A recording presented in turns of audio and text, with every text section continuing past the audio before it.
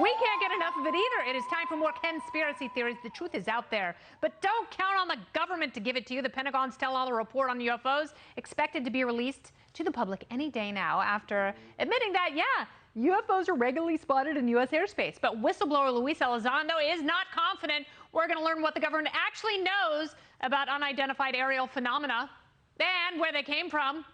We can't trust the government to do most things right, so can we really expect them to be honest about flying saucers? Joining me now, former director of the Pentagon's Advanced Aerospace Threat Identification Program and star of Unidentified on History, Lou Elizondo is here. Welcome back to the show, my friend.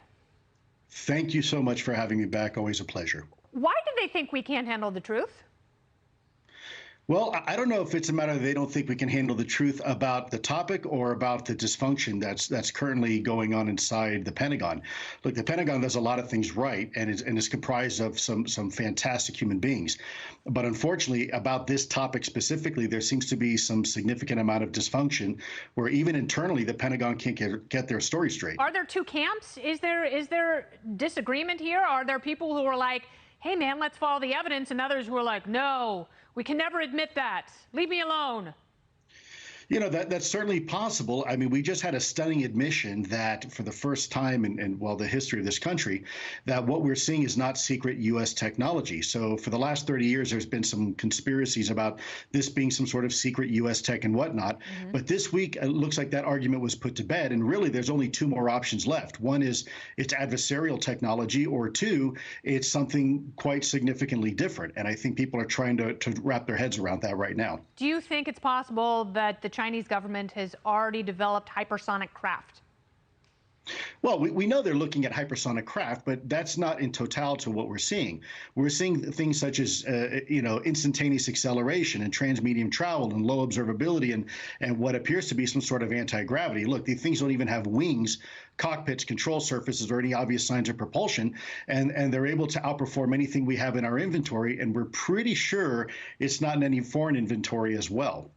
We're pretty sure, but then again, we don't have any spies left in China, so who really knows? I want them to stop with the balloons.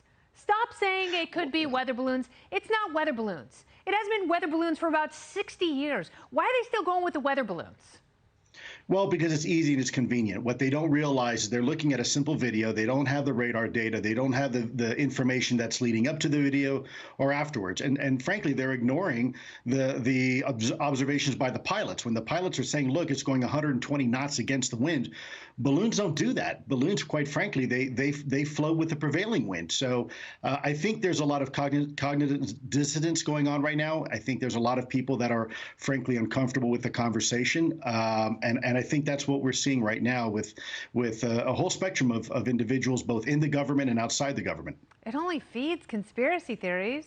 I really think after all the country and the world has been through, especially this past year, we really can handle some weird truths. I don't think it means that our country is going to be taken over and co-opted by angry ETs. Last thought, right. What do you expect to see here?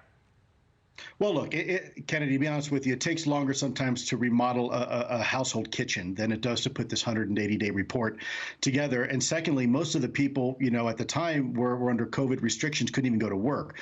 So I think at best what we're going to see is a big shoulder shrug. We don't know what this is. We know it's not ours, and anything else is a best guess, which hopefully will lead to a more long-term effort to figure this out, hopefully a more enduring capability, which frankly Congress and the American people deserve. All right. Lou Elizondo, thank you so much for your time. I appreciate it. Always my pleasure. Thank you so much. We'll talk again soon because that report's coming out. All right, my dear.